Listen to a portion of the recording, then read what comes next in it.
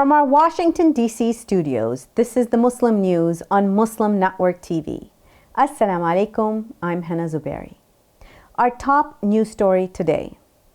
Texas has removed more than 1 million names since the last presidential election, according to Governor Greg Abbott. The move is a major voter roll overhaul, which Abbott claims is to protect the right to vote and crack down on illegal voting. Those removed include deceased individuals, non-citizens, people who moved out of state, and those with felony convictions, according to Abbott. Approximately 7,000 non-citizens and 6,000 felons were among those purged. As well, about 463,000 were on the state's, quote, suspense list due to unverified status. A new law also introduces standardized voting hours, bans drive-through voting and mass mail-in ballot applications, and enhances poll watcher access. A ruling from Trump-appointed judge has halted the Biden administration's Keeping Family Together program.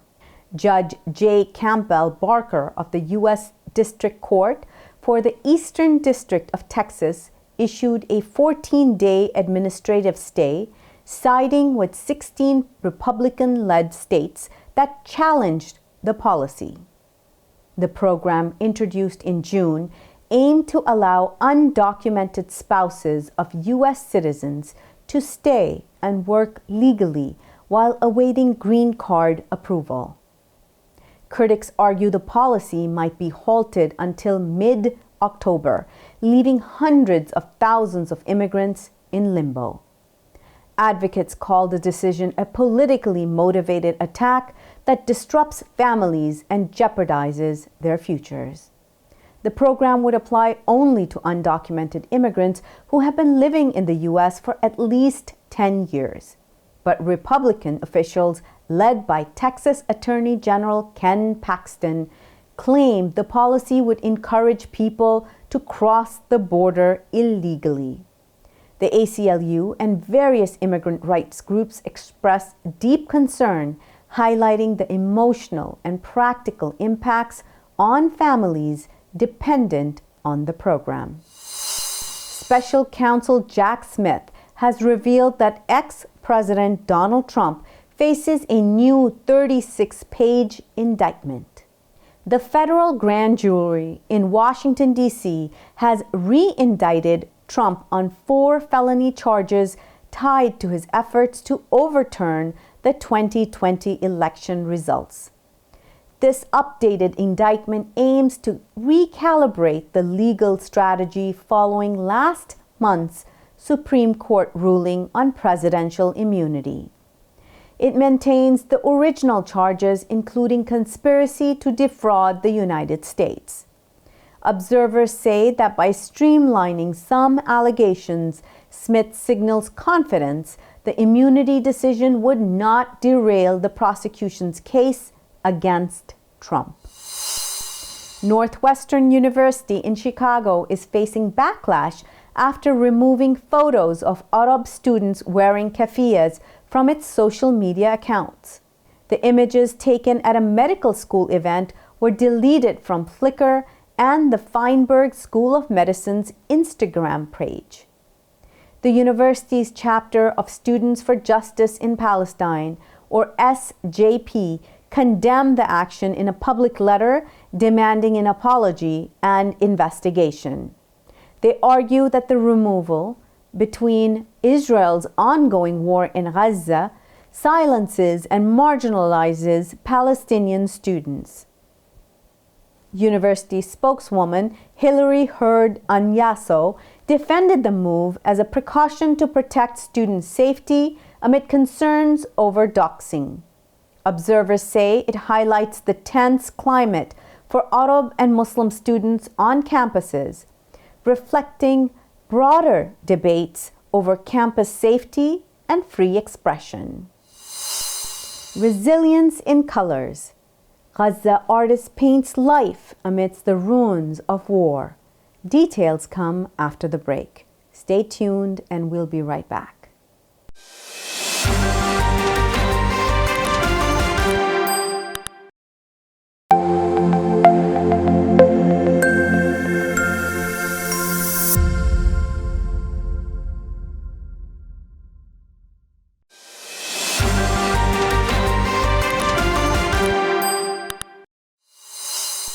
Welcome back. Palestinian painter Ilham Al-Astal highlights the struggle for life by painting the suffering of people in Gaza under the current conditions of Israel's war. A graduate of Al-Aqsa University's Faculty of Fine Arts, Al-Astal says she taught children in educational centers before October 7th. She's been painting for more than 9 years and says her dreams of becoming an artist were shattered after Israel's war began. Most of her works and painting materials, including the paintings in the exhibitions, were buried under the rubble of her house.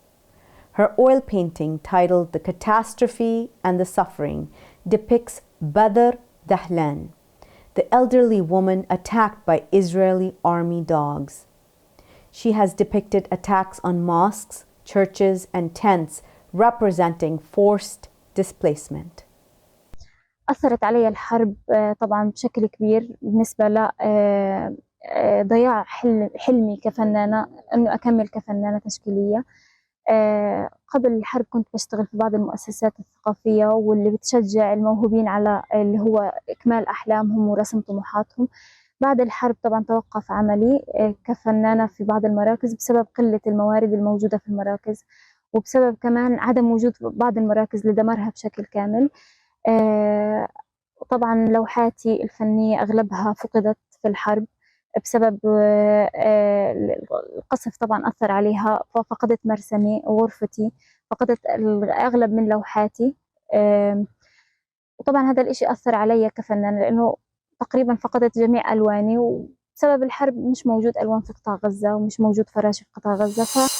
Israeli National Security Minister Itamar Ben-Gvir's proposal to build a synagogue within the Al-Aqsa Mosque complex in East Jerusalem is sparking widespread condemnation.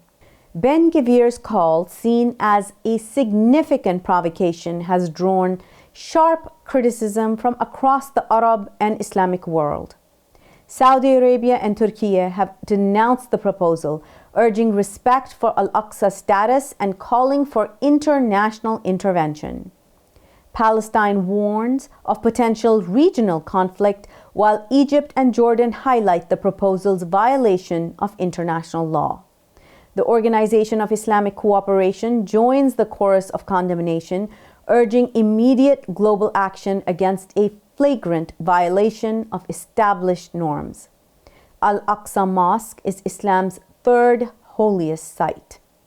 Jewish extremists claim it was the site of an ancient Jewish temple, which has resulted in their long-standing violence and provocation on the site, with the support of Israeli soldiers and police. Israel's military has intensified its attack on Gaza with a series of deadly strikes in the central and southern regions. The Palestinian Health Ministry reports 58 Palestinians have been killed and 131 injured in the past 24 hours in Gaza. Israel bombed a school sheltering displaced individuals in Deir al-Bala, killing 8 people. Photojournalist Mohammed Abd Rabu was killed in an Israeli air raid on his sister's home in the Nusayrat refugee camp. His sister also was killed in the attack.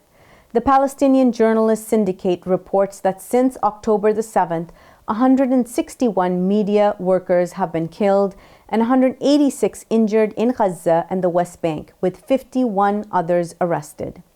Outside of Gaza, in the occupied West Bank, Israeli forces carried out their largest raid in nearly 20 years, with operations in Jenin, Turk Kalam, and the Farah camp, killing 9 people. The scale of the raid prompted Palestinian Authority President Mahmoud Abbas to cut short his visit to Saudi Arabia to return to the West Bank. The situation has worsened as Israel's foreign minister suggested the displacement of Palestinians from northern West Bank areas, drawing comparisons to its genocide in Gaza. The UN has suspended its operations in Gaza, including a crucial polio vaccination campaign. Israel has killed at least 40,534 people and wounded approximately 93,773 others in Gaza since October. However, the British medical journal The Lancet has estimated that Israel's war and violence have killed an estimated 186,000 Palestinians. Israel faces accusation of genocide at the International Court of Justice, which has ordered a halt to military operations. Mexican President Andrés Manuel López Obrador has announced relations with the U.S. and Canadian embassies are on pause following criticism of his proposed judicial reforms. López Obrador's decision comes after U.S. Ambassador Ken Salazar and the Canadian officials expressed concern over the change, which aims to overhaul Mexico's judicial system. The president described Salazar's remarks as overstepping, implying they reflect U.S. government views.